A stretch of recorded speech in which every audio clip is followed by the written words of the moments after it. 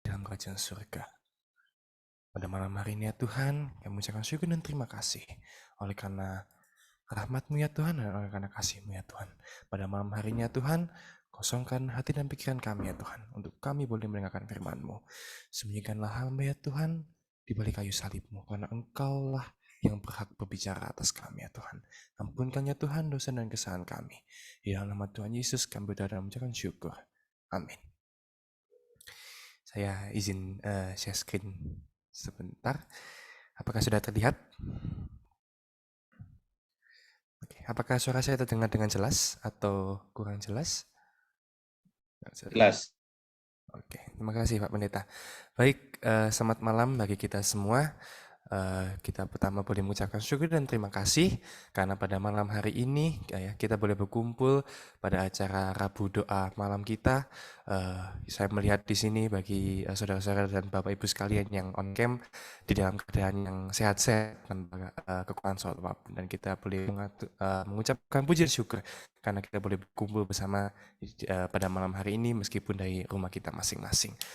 Jadi pada malam hari ini saya akan membawakan renungan singkat. Semoga saya tidak lama-lama juga. Ya, sesuai dengan buku penuntun kita selama pada acara Rabu Doa kita dan juga pada acara Vesper kita, yaitu di dalam buku Amanat kepada Orang Muda. Dan pada malam hari ini kita tiba di pasal yang ke-24, yaitu adalah dengan judul Maju ke Depan dan ke Atas. Saya awali dari sebuah ilustrasi sedikit ya. Jadi saya yakin kita semua pernah merasakan menjadi anak bayi, meskipun kita tidak ingat ya bagaimana atau perilaku apa yang kita lakukan selama kita menjadi anak bayi. Dan apabila mungkin Bapak Ibu dan saudara sekalian itu memiliki rumah tingkat ya, Bapak Ibu dan saudara sekalian pasti tidak asing dengan melihat seorang bayi yang berusaha untuk menaiki tangga di rumah tersebut. Ya, pada saat kita masih kecil atau kita masih bayi, menaiki sebuah tangga ya yang mungkin hanya berjumlah 5 atau 6 itu sudah uh, menjadi sebuah kesulitan bagi kita sebagai seorang bayi. Ya, kita masih belum bisa berdiri di atas kaki kita sendiri, kita masih harus merangkak, dan untuk naik ke tangga kita harus membutuhkan tenaga yang ekstra karena kita harus menggerakkan tangan, kemudian menggerakkan kaki untuk boleh sampai di ujung itu, di atas anak tangga tersebut. Dan pada saat kita diajarkan oleh orang tua kita untuk boleh naik, ya kita akan selalu masih akan diawasi oleh orang tua kita masing-masing. Kemudian mungkin setelah bayi kita mungkin beranjak ke umur-umur TK, kita beranjak ke umur SD, ya, di mana kita sudah bisa berjalan di kaki kita sendiri, gitu. Dan kita pun mulai menapaki setiap kaki tangga yang ada di rumah kita tersebut itu sendirian, ya. Tapi kita masih perlu seperti pada gambar ini, kita masih perlu berpegangan pada pegangan di sebelah tangga, ya. Dan kita masih diawasi dengan orang tua, ya. Mungkin sekarang berbeda, mungkin sekarang lebih ke nasihat, ya. Aldin pelan-pelan, Aldin kalau naik tangga dilihat, Aldin pegangan yang kuat gitu ketika naik tangga gitu. Orang tua akan selalu mengingatkan tersebut kepada anak eh, anak kecil ini, meskipun anak ini sudah bisa menaiki tangga itu sendiri. Kemudian lambat laun ya kita bertumbuh, ya kita menjadi seorang siswa SMP, kita menjadi seorang siswa SMA, kita menjadi seorang pemuda. Dan pada saat kita jadi pemuda, kita tidak melihat lagi tangga yang di rumah kita, yang dahulu waktu kita masih bayi kita anggap sebagai sebuah tantangan. Sekarang kita sudah naik tangga itu ya dengan lari, ya dengan lompat 2 anak tangga. Kita sudah tidak lagi melihat bahwa tangga adalah sebuah tantangan atau sebuah halangan untuk saya boleh naik ke tingkat kedua. Ya. Dan kita sudah jarang lagi mendengar orang tua kita untuk mengingatkan kembali kepada kita bahwa kita harus pelan-pelan naik tangga. Kita harus memperhatikan ketika kita melangkahkan ke setiap anak tangga tersebut. Kita sudah jarang, bahkan mungkin kita tidak diingatkan lagi bagaimana cara kita menaiki tangga. Ya. Demikian pula dengan kehidupan kerohanian kita. Ketika kita mulai sudah keluar dari rumah kita mulai membawa ilmu menaiki tangga kita. Kemudian kita tanpa kita tahu, tanpa kita mengerti keadaan di luar, di dunia luar, kita mulai dihadirkan oleh dunia dengan berbagai jenis tangga. Ya, kita melihat betapa begitu banyaknya tangga-tangga yang dihadirkan di hadapan kita dengan lebar yang berbeda, dengan ketinggian yang berbeda, dengan sudut yang berbeda, dan pada saat itu juga kita dituntut untuk menaiki tangga tersebut. Berbeda sekali dengan tangga yang berada di rumah kita, sangat berbeda sekali. Ini adalah sebuah gambaran bagaimana kehidupan rohani kita sedang berjalan saat ini. Ya. Tuhan Allah sudah memberi satu tangga kepada orang-orang muda untuk didaki, yaitu satu tangga yang berdiri di atas dunia ini sampai ke surga. Ya. Dia mengamat-amati segala orang yang mau memanjat anak tangga itu, dan dia selalu sedia untuk mengirimkan pertolongan kalau tangan mereka mulai lemah dan jejak mereka mulai kurang tentu. Tuhan kita, Yesus Kristus, menempatkan di dalam kehidupan kita terkadang sebuah situasi dengan harapan seperti yang orang tua kita selalu harapkan, bahwa kita boleh sampai di ujung tangga, di atas tangga, di tujuan yang kita naiki tangga tersebut dengan selamat. Dan itu adalah harapan yang sama yang sedang diharapkan saat ini oleh Tuhan, agar kita boleh sampai di ujung tangga kerohanian kita, yaitu adalah sebuah kerajaan surga. Dan di dalam proses kita menaiki tangga rohani ini, Tuhan tidak hanya mengamat-amati saja. Tuhan tidak menasehati saja dari jauh. Tuhan tidak menunggu kita di atas saja. Tetapi Tuhan rela untuk turun berjalan bersama dengan kita.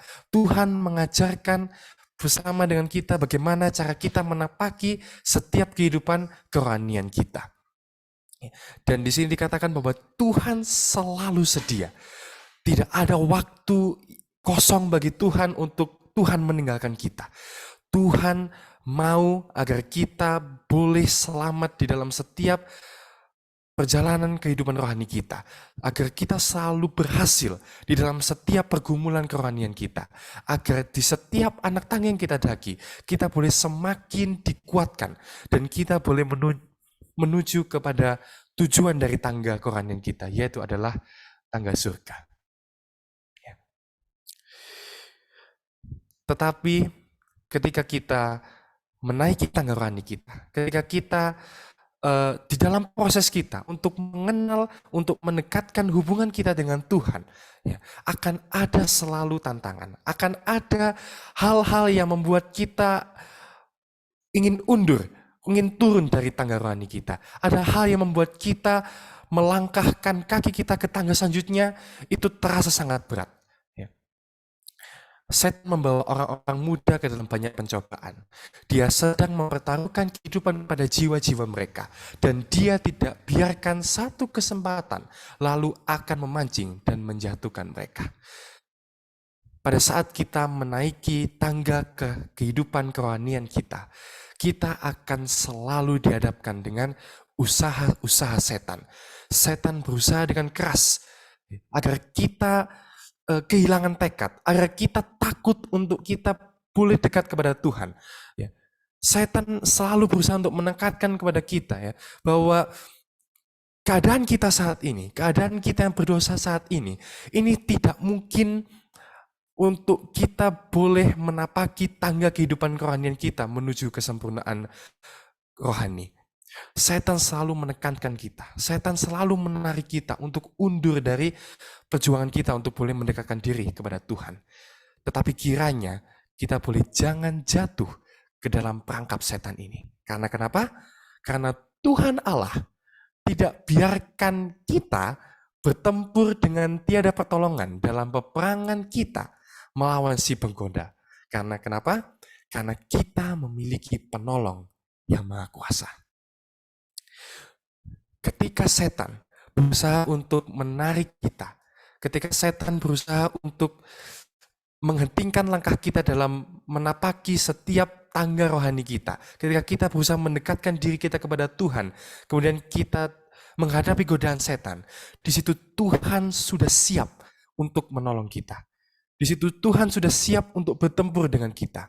Dan ketika kita sadar, kalau kita benar-benar mengetahui bahwa Tuhan ada bersama dengan kita di setiap kehidupan kita. Kalau kita sadar bahwa ketika kita belajar, ketika kita bangun tidur, ketika kita berangkat ke tempat kerja kita masing-masing, ketika kita menghadapi ujian, kita sadar bahwa Tuhan hadir bersama dengan kita, disitulah ya, kita tidak perlu khawatir lagi. Ketika kita sadar bahwa di setiap kehidupan kita, Tuhan mengamat-amati kita. Tuhan siap sedia untuk membantu kita. Di situ kita tidak punya alasan untuk khawatir lagi. Karena tujuan tangga kita, tujuan kerohanian kita, saat ini sedang berjalan dengan kita. Jadi tujuan utama kita untuk menuju ke surga, panutan kita, ini saat ini, pada malam hari ini sedang berada di samping kita masing-masing untuk menguatkan hati dan pikiran kita. Kita bisa bayangkan saudara, bagaimana Allah kita yang Maha Kuasa mau untuk membantu kita, untuk menapaki setiap perkembangan karakter kerohanian kita, agar kita boleh bertemu di kerajaan surga nanti. Ya. Dan ketika kita meletakkan kepercayaan kita, ketika kita mau mempercayakan setiap kehidupan kita, kita mau berserah kepada Sang Pembimbing kita di tangga kehidupan rohani kita, maka kita tidak perlu ragu lagi untuk menyerahkan segalanya kepada pembimbing kita ini. Karena kenapa? Karena Tuhan yang dalam keadaan manusia dan di dunia ini telah melawan dan mengalahkan setan. Menolak tiap-tiap pencobaan yang datang pada orang-orang muda sekarang ini. Kalau misalnya kita mau meletakkan kepercayaan kita terhadap seseorang yang belum berpengalaman, apakah kita bisa mempercayai orang tersebut? Sangat sulit. Sangat sulit bagi kita untuk mempercayai seseorang yang tidak expert di bidang tersebut. Kita sangat sulit. Tetapi karena Tuhan kita sudah mengalaminya, karena Tuhan kita sudah pernah mengarungi tangga rohaninya, dan Dia menunjukkan kepada dunia dan kepada setan bahwa Dia berhasil, disitulah kita bisa mempercayai Yesus Kristus sebagai panutan dan juga bimbingan kita. Tuhan kita telah mengalahkan setan pada saat Dia menapaki kehidupannya di dunia ini. Dan Tuhan kita telah menunjukkan sebuah teladan yang begitu luar biasa, bahwa ketika kita menyerahkan kehidupan kita sepenuhnya kepada Tuhan, disitulah kita boleh dimampukan untuk melangkah setapak demi setapak demi setapak di setiap pergumulan, di setiap pencobaan, di setiap perkembangan karakter kerohanian kita. Dan pada saat kita tahu bahwa bimbingan kita ini sudah berhasil menapaki tangga yang sama yang saat ini kita daki, kita seharusnya tidak perlu khawatir lagi. Karena kalau kita percaya, kita mau berserah kepada pembimbing kita yang sudah berhasil ini, maka kita dipastikan, sangat pasti, dijaminkan bahwa kita boleh sampai di tujuan akhir kita. Dia selalu menjaga pada mereka dengan cermat. Dan Tuhan kita sangat bersuka jikalau kita berusaha memperkenankan Dia. Sementara kita berdoa, segeralah diharumkannya permintaan doa itu dengan kebenarannya. Lantas dipersembahkannya itu kepada Tuhan Allah sebagai minyak bau-bauan yang harum. Dalam kekuatannya, orang-orang muda bisa menanggung kesukaran sebagai laskar-laskar yang baik dari palang Kristus. Jikalau kita mau menerima, kita mau menyerahkan kehidupan kita pada kuasa yang akan menuntun kita di tangga kehidupan kerohanian kita, maka kita boleh mencapai cita-cita yang sangatlah tinggi. Kita boleh mencapai cita-cita yang sama yang Yesus telah capai, yaitu adalah kedekatan, keharmonisan, hubungan yang sangat intim dengan Allah Bapa di surga. Ya. Dan dengan penyertaan Tuhan yang begitu luar biasa ini, Yesus Kristus menunjukkan kepada kita, kepada dunia kita, bahwa Dia mampu untuk melewati segala pencobaan yang berat di dunia ini. Jadi kita bisa lihat sekarang, kalau Tuhan kita yang maha kuasa kita ini telah memberikan bimbingan yang begitu luar biasa, memberikan sebuah jaminan berkat yang sangatlah hebat ini, maka kita bisa lihat bahwa tugas kita hanya ada satu, yaitu adalah kita mau percaya. Kita mau menggandeng tangan juru selamat kita. Kita mau mengikuti tuntunan dari Sang Penebus kita yang sudah berhasil mendahului kita. Dan ketika kita menyerahkan kehidupan kita kepada Sang Penebus itu, kita akan mengalami hal yang sama yang dialami oleh Yesus, yaitu adalah keberhasilan ketika kita boleh mencapai puncak dari tangga rohani kita. Sebagai ayat penutup di dalam Ulangan 31 ayat 6, kuatkan dan teguhkanlah hatimu, janganlah takut dan jangan gemetar karena mereka, sebab Tuhan Allahmu, Dialah yang berjalan menyertai engkau. Ia tidak akan membiarkan engkau dan tidak akan meninggalkan engkau. Sebuah janji yang Tuhan berikan kepada bangsa Israel adalah janji yang sama yang Tuhan berikan kepada kita pada malam hari ini dan pada kehidupan kita besok pagi dan kepada kehidupan kita yang selanjutnya. Ketika kita menapaki tangga rohani kita setiap harinya, pada besok pagi, pada besok lusa pagi, 1 minggu ke depan, 1 bulan ke depan, 1 tahun ke depan, sampai Maranatha tiba, di situ Tuhanlah yang akan berjalan menyertai kita. Tuhan tidak akan meninggalkan kita, karena Tuhan telah berjanji kepada kita melalui Alkitabnya. Kiranya kita boleh diingatkan kembali, kita boleh menyerahkan kehidupan kita. Dan sembari kita menyerahkan, kita percayakan tangan kita, kehidupan kita kepada Sang Juru Selamat kita.